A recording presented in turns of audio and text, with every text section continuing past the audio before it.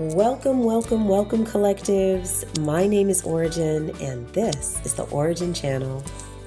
I want to welcome you back no matter what time of day it is or what day you found this message. I am super grateful that you are here. Guys, today's date is Tuesday, May 6th of 2025.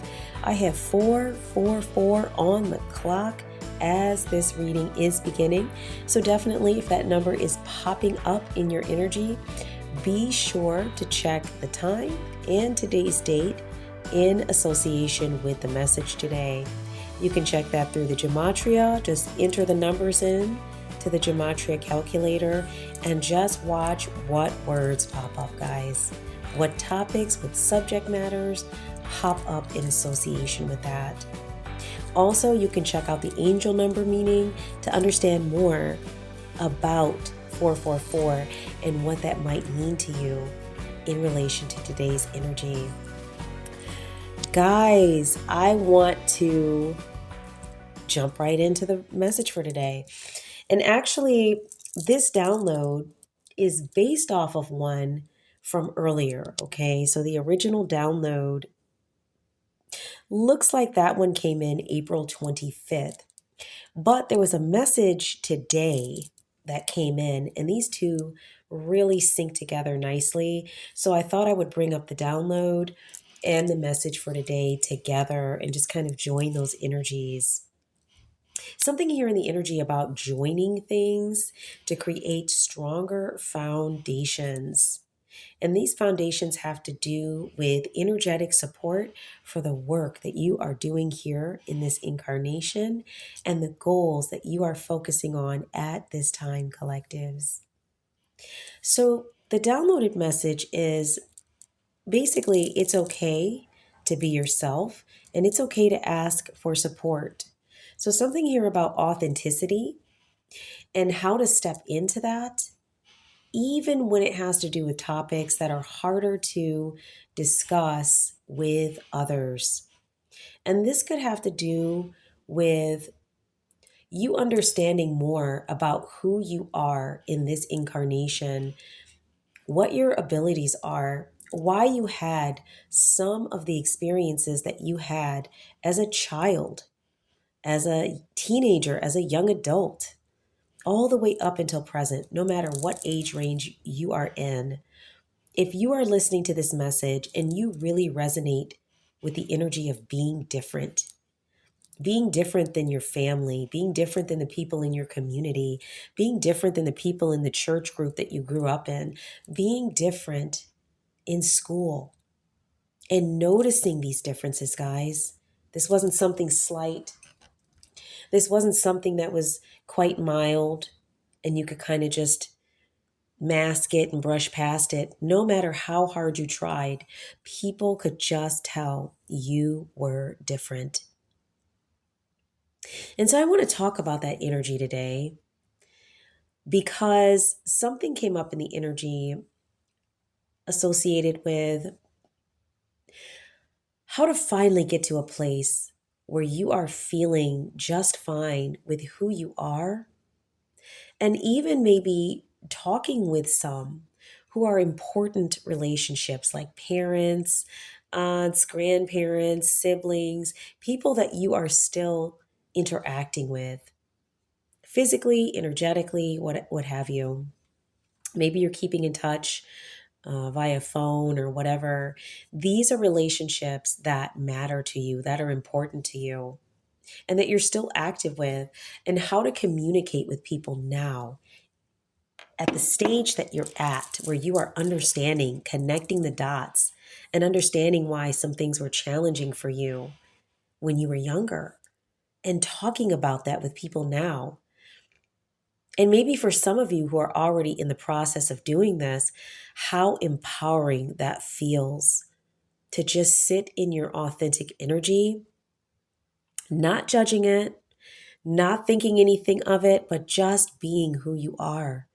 And maybe even potentially having those that you are sharing this with actually responding in a favorable manner.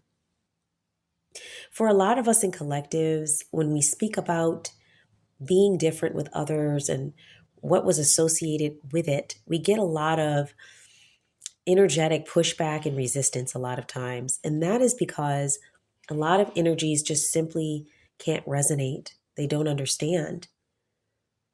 And that's fair. It's not their journey, it's not their walk.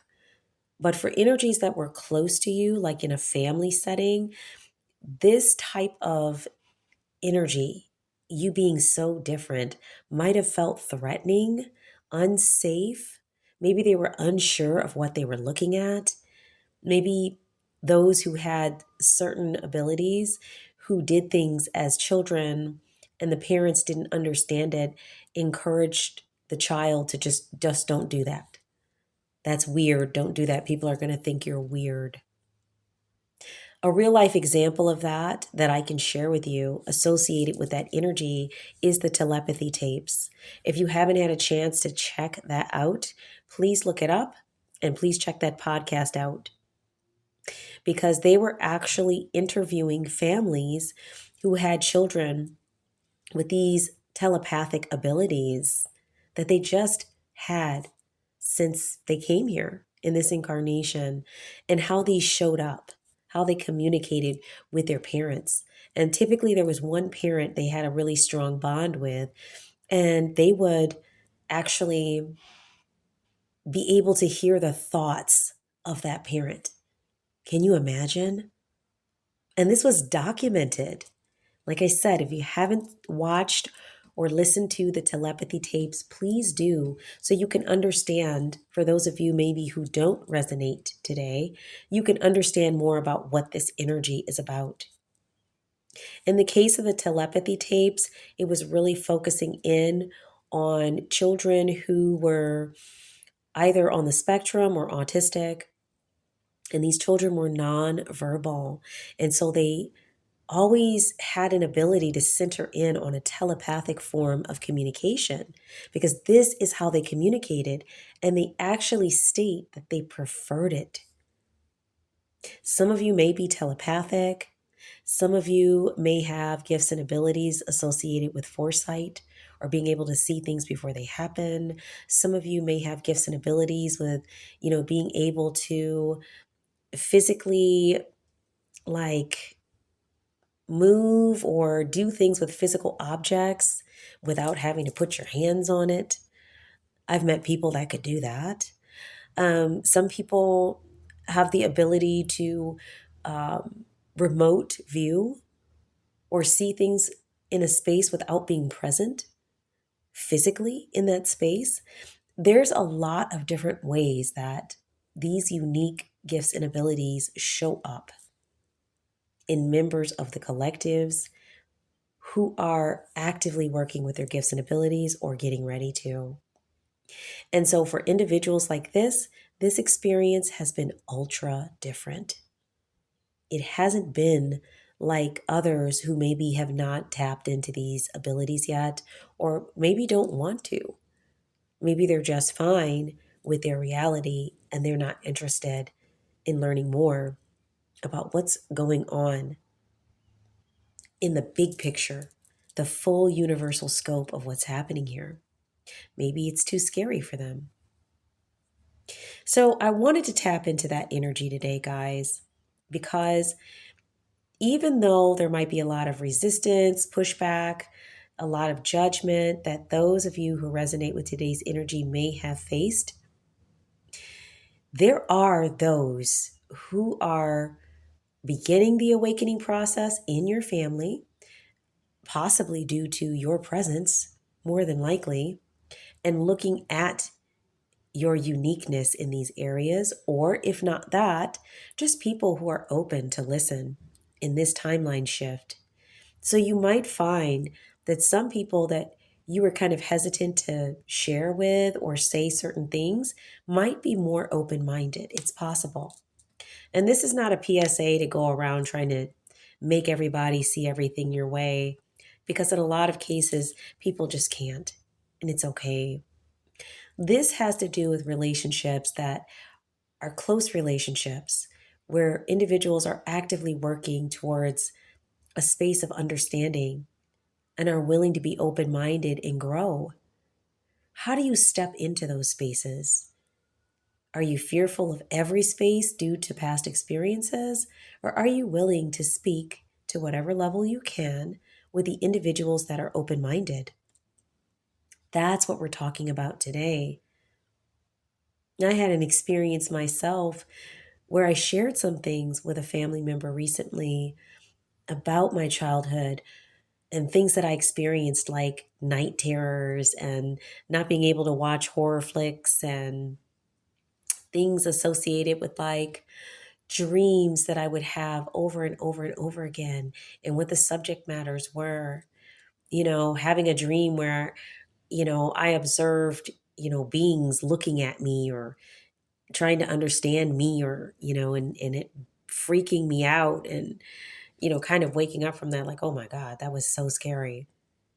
Literally, I shared some of these things with this family member, and I have to say, it's the most open minded they've ever been.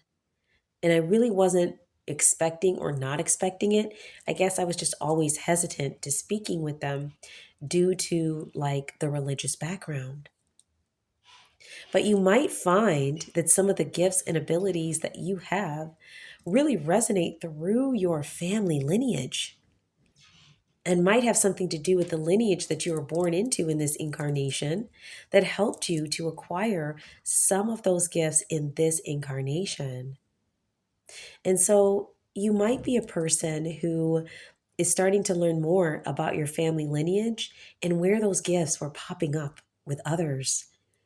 And it's so interesting because this family member, they really viewed this whole situation like, oh, I don't know, the things that they experienced that were similar to things that I was sharing with them as just weird one-offs or yeah, I just never really understood that. I didn't like it very much and I just disregarded it. So it was so wild to hear a family member saying that because what it showed me was, oh, wow, they had this experience too.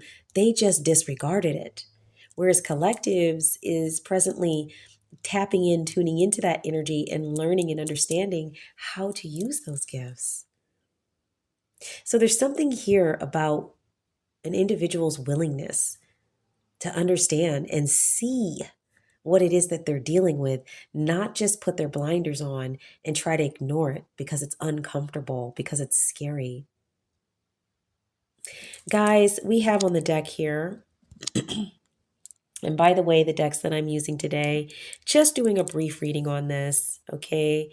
Because I really wanted to get out the message today. It was really more so about that than it was about pulling cards. I really wanted to tap in with the collectives today on this thought because this came across not only my virtual desk, but my actual desk when I had a discussion with a family member. And I wasn't really asking for support, it was just sharing some things and kind of tracking their reaction and their response, which had changed greatly, guys. So let's go on ahead and take a look at some of the cards that came out in the pre-pull, okay? So we have the Citadel deck, and with this one, we had the Warrior card, which speaks about perfectionism and burnout. So, the way I took this energy coming up on the table today, guys, is that a lot of collectives was in a place due to criticism, not fitting in, not being seen, heard, acknowledged in the ways that they wanted to be, really felt like they had to overdo.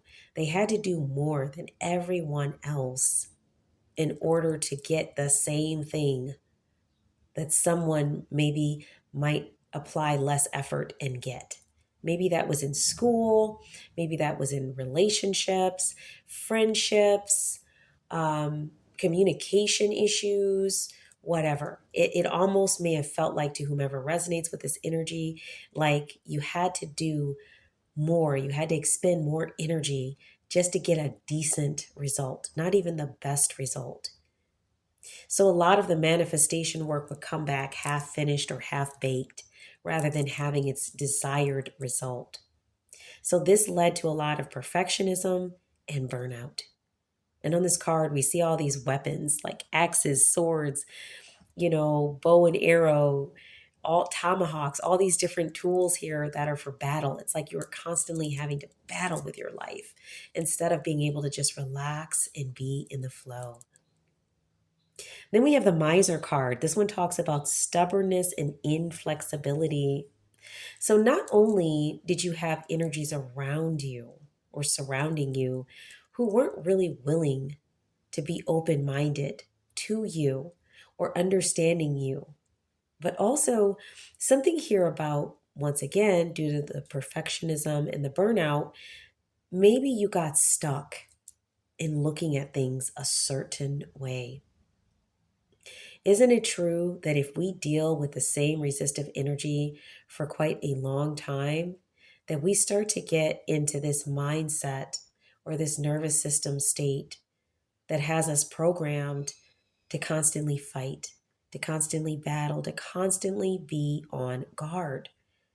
And so the miser card here has the image of a being in form just encircled by energy swirling around them.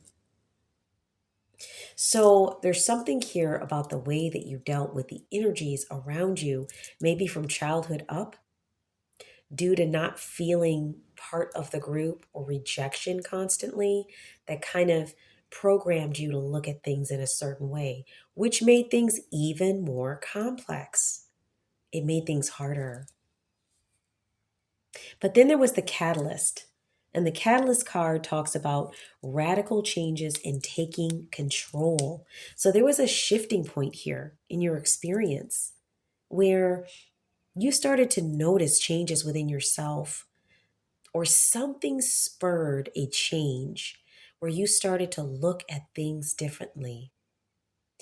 This was the starting point of leading you down the path of awakening to who you truly are. That starting point could have looked like a book you read, a statement someone made, maybe a special person that entered your life and opened your mind to some things, someone that you felt comfortable with expressing to them who you are, maybe a group or an organization that you worked with that didn't judge you or look at you like you were weird or strange, but just were comfortable with you. It could have been a hobby that you engaged with that opened up a passion point. There's lots of different ways where a catalyst will get things in motion. But for most light workers, there's a specific event or something that charges that energy of change. And then from that point forward, we have the puppeteer card, which talks about explanations and apologies. That's the energy you used to be in. You used to try to explain yourself to everybody, apologize for being different, or do it proverbially by the way that you conducted yourself. And then one day, you just stopped doing that because you saw that it wasn't necessary. You started to understand that what you were looking at within yourself was not a curse or something negative. You were looking at actual gifts, and you began learning how to use those. Once again, this was the start of the awakening. Guys, I feel compelled to say, I remember at the start of the process of awakening myself, energies around me being so intense. I felt like I had to walk around outside with sunglasses on in spaces where there was a lot of people walking around. Like it felt very invasive, it felt overwhelming. The energies were just a lot, right? And then one day, as I continued with my healing work from my past experiences and learning how to work with my abilities and my gifts, one day I noticed that I wasn't as sensitive. I still pick up on energies because I'm an energy worker, but I was able to hone that tool better. Is it perfect? Absolutely not. I have a long ways to go, but it got a lot better by allowing myself to do the healing work and just kind of moving through that stage that was uncomfortable instead of trying to run from it. And I'm sure a lot of light workers will, you know, basically agree that once you open Pandora's box, you can't close it again. You'll never see things the way you saw it before. There's no way to see things the way you saw it before. Now you're just uncomfortable and hiding. So once you start that process, it's imperative that you keep going with that work. So then after that, we had the pathless. This one talks about difficult decisions and lack of direction. So this might be where some of you are now or where some of you were. Feeling like there's a lot of difficult decisions, a lot of changes in the path. Maybe you're someone that constantly has to move a lot or change careers a lot, or you'll get something figured out and then something else goes kablooey. Or maybe you're feeling like I'm not quite sure which path to get on.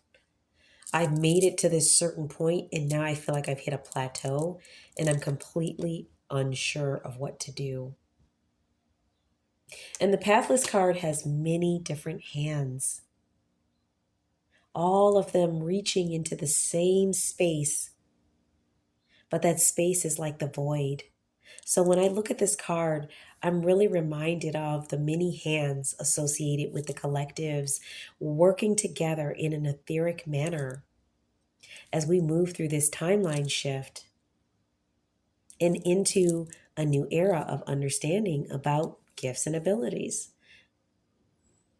Has humanity been there at some point before? I'm sure it has. I'm sure it has. Everything is a cycle, constantly repeating itself. But this incarnation, for a lot of us, this will be the first time we will ever experience like a potential openness and acceptance for being different in those ways. And I do believe we're heading into that frame of the timeline. It's coming really soon. And it's sad for some people, it takes organizations that are federally backed for people to believe that something is a possibility. But if that's what it takes, that's what it takes. But definitely, we're going to see more information coming out about these things. They've been working with people with abilities for a very long time and utilizing them for different tasks. But for some reason, you might have heard growing up, oh, that's a bad thing to do that, or, that's evil, or that's not spiritual, or whatever it is you heard if you did something that was kind of extraordinary or out the box, right? Okay, guys. And then we have Treasure Island. And this is the last card for today's message. I didn't want to make this a long message. I just really wanted to tap in with this energy here. So, interestingly enough, when I was shuffling the cards, the Treasure Island card kind of popped in, popped out, popped in, popped out. And I felt like that was symbolic instead of the card just flying out. Because after the pathless card, what we're seeing is you're being put on a path. It might feel like you're not on one, you're actually on it. It feels like it's not a path because you've never been on it before, so it doesn't even look like a path to you. Then right after it, we have number 9, Treasure Island. Somebody's life path number might be number 9. Someone might have been born during the month of September. Someone might be a Virgo. Take the energy as it resonates. If it resonates, don't even worry about those things. I'm just picking up on some energies associated with this message. So I feel like the treasure or the end result that you've been searching for in the way you wanted to feel about your gifts and abilities, how to utilize those, maybe even towards like a career that feels very fulfilling and something you can be passionate about, is something that's been eluding you, or feeling like you'll take 2 steps forward and 3 steps back. Like it's been popping in and out of the energy. And there has definitely been something here in the energy about the timelines, and kind of as things are converging, things popping in and out of the energy as these timelines are converging. I'm picking up on two timelines in particular that are converging. So even though it's feeling like you're on a path, you're actually on a path. All of us are. Everyone on this planet at this time is on a path.